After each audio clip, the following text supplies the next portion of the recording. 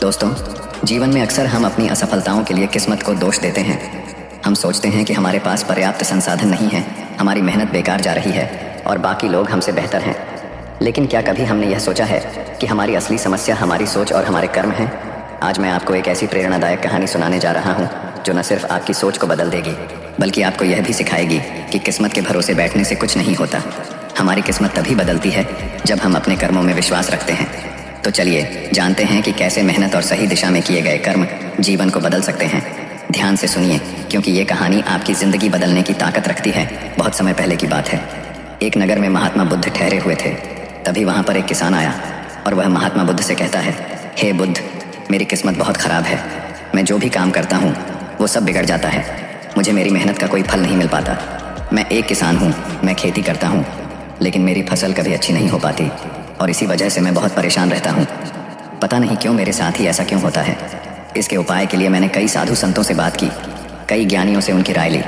उन्होंने जो कुछ भी कहा मैंने वह सब कुछ किया। मैंने सभी तरह के अनुष्ठान, पूजा पाठ और यहाँ तक कि हर प्रकार के कार्य करके देख लिए, लेकिन फिर भी मुझे इसका कोई लाभ ही नहीं मिल रहा। और वहीं पर मेरे अन्य गाँव वाले, उन सब की फसल बहुत अच्छी होती है, जबकि वह अपने खेतों में उतनी मेहनत भी नहीं करते, लेकिन फिर भी उनकी फसलें हमेशा ही बहुत अच्छी होती हैं। मैंने सुना है कि आप सभी की समस्या का समाधान करते हैं, इसीलिए मैं आज आपके पास आया हूँ। क्या आप मेरी समस्या का समाधान कर सकते हैं? हे तथागत, क्या आप मेरी किस्मत बदल सकते हैं?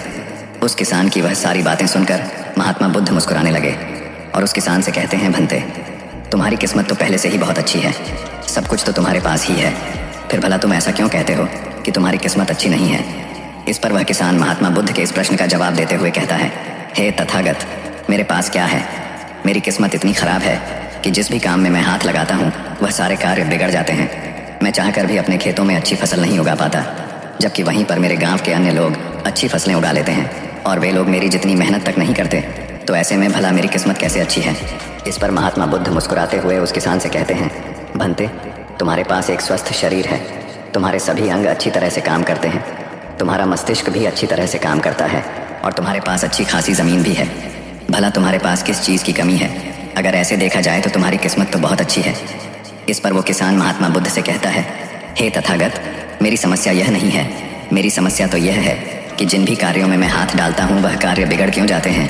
रही बात ज़मीन, अच्छा शरीर, अच्छा मस्तिष्क और अच्छे अंगों की, तो वह तो सभी के पास है। मेरे सभी गाँव वालों के पास भी है और उनके पास अच्छी ज़मीन भी है और तो और उनके पास अच्छी फसल भी है। इसी कारण वे लोग हमेशा सुखी रहते हैं। लेकिन मेरे खेतों में तो अच्छी फसल हो ही नहीं पाती। हर वर्ष मुझे एक भारी नुकसान झेलना पड़ता है। क्या आप मुझे कोई इसका उपाय बता सकते हैं? क्या ऐसा कोई मंत्र, क्या ऐसा कोई तरीका है जिससे मेरी किस्मत एक बार फिर से चमक जाए? इस पर महात्मा बुद्ध उस किसान से कहते हैं, ठीक है, यदि तुम कोई उपाय चाहते हो या कोई मंत्र चाहते हो तो वह मैं तुम्हें अवश्य ही दूंगा, लेकिन उससे पहले मुझे यह बताओ, क्या तुम्हें पता है तुम्हारे खेत में खजाना है? ये सुन वह किसान थोड़ा आश्चर्यचकित हुआ और वह महात्मा बुद्ध से तुरंत ही बोल पड़ा, हे बुद्ध, आप ये क्या कह रहे हैं? मेरे खेत में खजाना है और यह मुझे पता तक नहीं। बताइए वह खजाना कहाँ है, मैं अभी उसे जाकर निकाल लूँगा। बताइए बुद्ध, वो खजाना कहाँ है? इस पर महात्मा बुद्ध उस किसान से कहते हैं, भंते, वह खजाना तुम्हें ऐसे नहीं मिलने वाला। उसके लिए तुम्हें मेरा कार्य करना होगा। मैं तुम्हें जैसा जैसा कहूँगा तुम्हें वैसा ही करना होगा, तब जाके तुम्हें वह खजाना अवश्य मिल पाएगा। उस किसान ने महात्मा बुद्ध की सारी बातें सुनी और उसके बाद वह किसान महात्मा बुद्ध से कहता है, हे तथागत, बताइए मुझे क्या करना होगा? आप जैसा कहेंगे मैं वैसा करने के लिए तैयार हूँ, लेकिन मुझे बता दीजिए कि आखिर वह खजाना मेरे खेत में कहाँ पर है? इस पर महात्मा बुद्ध उस किसान से कहते हैं, भंते, अपने खेतों में जाओ और अपने खेतों की खुदाई करके एक मिट्टी टोकरी भरकर मेरे पास लाओ। वह किसान तुरंत ही महात्मा बुद्ध की बात मान लेता है। वह भागा भागा अपने खेतों में जाता है और जल्दी जल्दी एक टोकरी मिट्टी भरकर वह वापस महात्मा बुद्ध के पास पहुँचता है। उस मिट्टी को देखने के बाद महात्मा बुद्ध उस किसान से कहते हैं, ठीक है, अब मेरी बात ध्यान से सुनो। अब से 1 महीने बाद अपने खेत की खुदाई करना और जब तुम पूरा खेत खोद दोगे तो उसमें से एक टोकरी मिट्टी फिर से मेरे पास लेकर आना। महात्मा बुद्ध के मुख से यह बात सुनकर वह किसान कुछ देर के लिए सोच में पड़ गया। वह यह सोचने लगा, जब खजाना मेरे खेतों में गड़ा हुआ है तो महात्मा बुद्ध मुझे सीधे सीधे बता क्यों नहीं देते कि वह कहाँ पर है? उसने कुछ देर सोच विचार करने के बाद महात्मा बुद्ध से आखिरकार यह बात पूछ ही ली। वह किसान महात्मा बुद्ध से कहता है, हे तथागत, यदि वह खजाना मेरे खेतों में है तो आप मुझे बता क्यों नहीं देते कि वह कहाँ पर है? मैं उसे अभी जाकर निकाल लेता हूँ। भला मुझे 1 माह का इंतज़ार क्यों करना है? आखिर इसकी क्या ज़रूरत है? इस पर महात्मा बुद्ध बड़े शांत स्वर से उस किसान से कहते हैं, भंते, हर कार्य का एक समय होता है और वह कार्य यदि उचित समय पर किया जाए तो वह हमें उचित और शुभ फल देता है। तुम चाहते हो तो मैं तुम्हें खजाना बता देता हूँ कि वह खजाना तुम्हारे खेतों में कहाँ गड़ा हुआ है।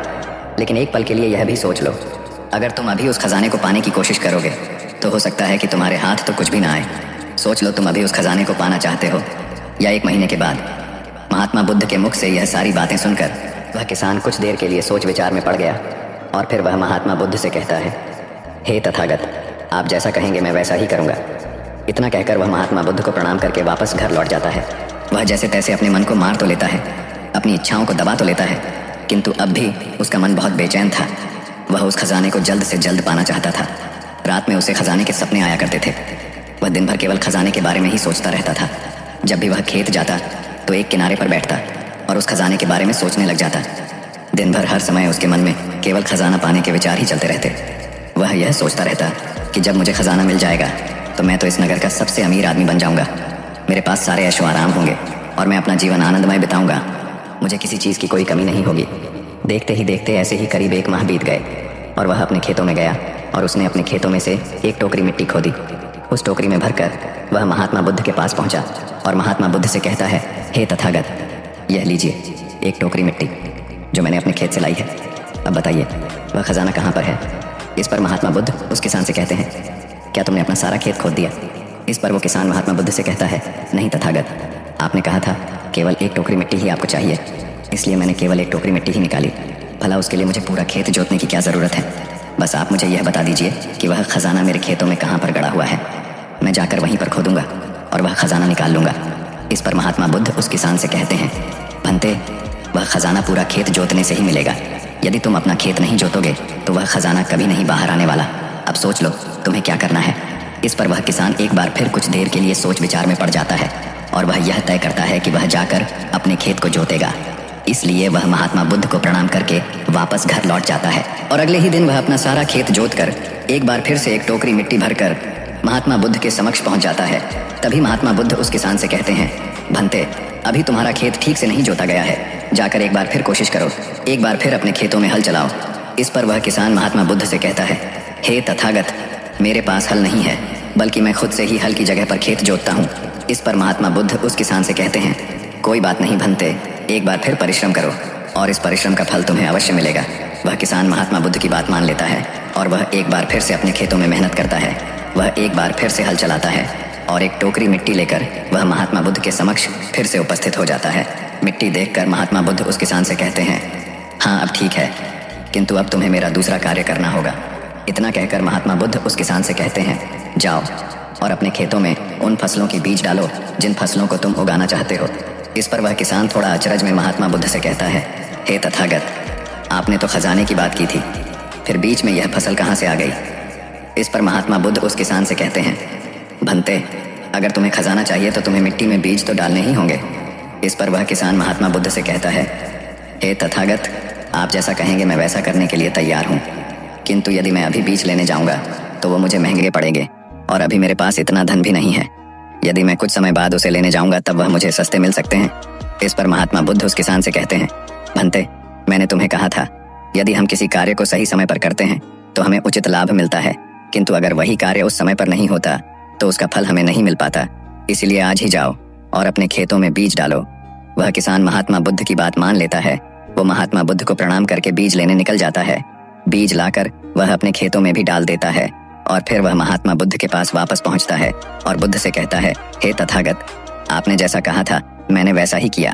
अब मुझे बताइए कि आखिर मेरे खेतों में वह खजाना कहाँ पर है ताकि मैं उसे निकाल सकूं। इस पर महात्मा बुद्ध मुस्कुराने लगे और उस किसान से कहते हैं, भंते, अभी तो तुम्हें एक और कार्य करना है, उसके बाद वह खजाना तुम्हें खुद ब खुद दिखेगा। किसान महात्मा बुद्ध से कहता है, हे तथागत, बताइए अब वह कौन सा काम है जो मुझे करना है। इस पर महात्मा बुद्ध किसान से कहते हैं, जो भी बीज तुमने अपने खेतों में डाले हैं अब से तुम्हें उनकी देखभाल करनी है। उन्हें प्यार से सींचना है और देखना उन्हें कोई तकलीफ ना हो, वह स्वस्थ रहे, उन्हें कोई बीमारी या कीड़ा ना लगे। यदि ऐसा हुआ तो तुम्हें वह खजाना नहीं मिल पाएगा। और यदि तुम्हारे खेत का हर एक बीज अंकुरित हो गया और वह अपनी संपूर्णता तक पहुंच गया तो वह खजाना तुम्हें अवश्य ही दिखाई देगा और तब तुम्हें मेरे पास आने की कोई आवश्यकता भी नहीं पड़ेगी। उस किसान ने महात्मा बुद्ध की सारी बातें मान ली और उसके बाद वह महात्मा बुद्ध को प्रणाम करके वापस घर लौट गया। अब से वह अपने खेतों की देखरेख करने लगा। उस किसान ने अपने खेतों पर पूरा ध्यान दिया, किंतु अब भी उसे सपनों में वह खजाना ही नजर आता था और वह मन ही मन सोचता था कि बस एक बार यह फसल पूरी तरह से स्वस्थ हो जाए तो वह खजाना भी मुझे मिल ही जाएगा। इसी सोच के साथ वह उन फसलों की देखरेख में दिन रात लगा रहता। उसने अपनी फसलों पर किसी प्रकार की कोई विपदा नहीं आने दी और देखते देखते वह दिन भी आ गया। जब उसकी फसल उसके खेतों में लहलहा रही थी तभी उसे महात्मा बुद्ध की बात याद आई। महात्मा बुद्ध ने कहा था कि जब तुम्हारी फसलें तैयार हो जाएंगी तो तुम्हें तुम्हारा खजाना भी मिल जाएगा। ये बात याद आते ही उस किसान की आंखों में आंसू आ गए। जो खजाना उसके खेतों की जमीन में हुआ था वह बाहर आ चुका था। उसके जैसी फसल उसके गांव में किसी की नहीं हुई थी। उसकी फसल से उसके सभी कर्ज भी पूरे होने वाले ही थे और सभी गांव वाले उसकी मेहनत को देखकर बहुत खुश थे और उस किसान की तारीफ कर रहे थे। लेकिन तभी उस किसान को महात्मा बुद्ध की याद आई और वह खुद को महात्मा बुद्ध के समक्ष पहुंचने से रोक न पाया।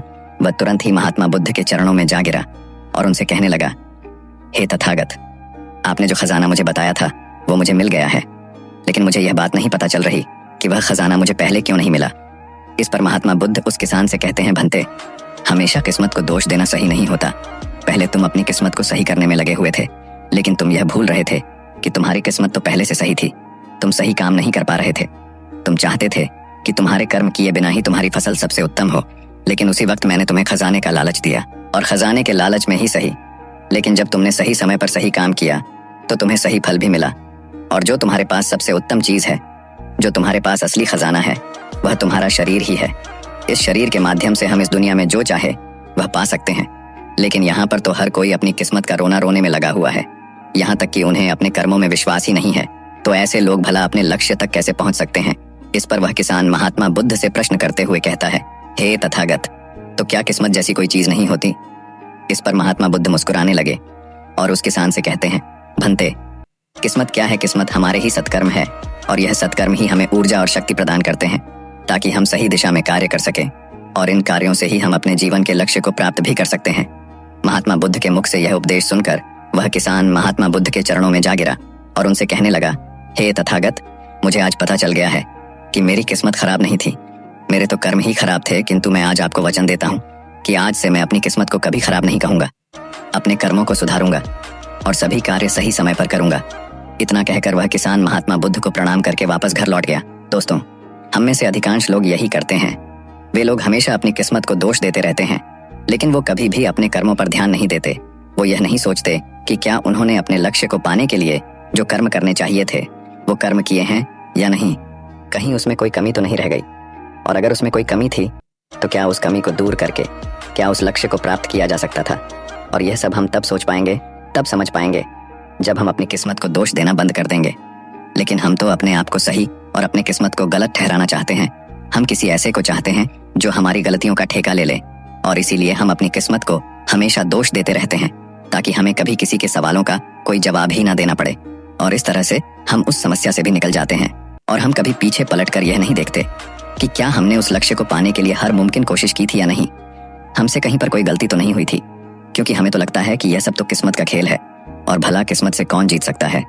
आपने अपने आसपास भी ऐसे कई लोगों को देखा होगा जो लोग अपने लक्ष्य को प्राप्त ना कर पाने पर रोते हैं, चिल्लाते हैं, और जब उनसे कोई उनकी असफलता का कारण पूछता है तो वह यही कहते हैं कि वह तो मेरी किस्मत में था ही नहीं।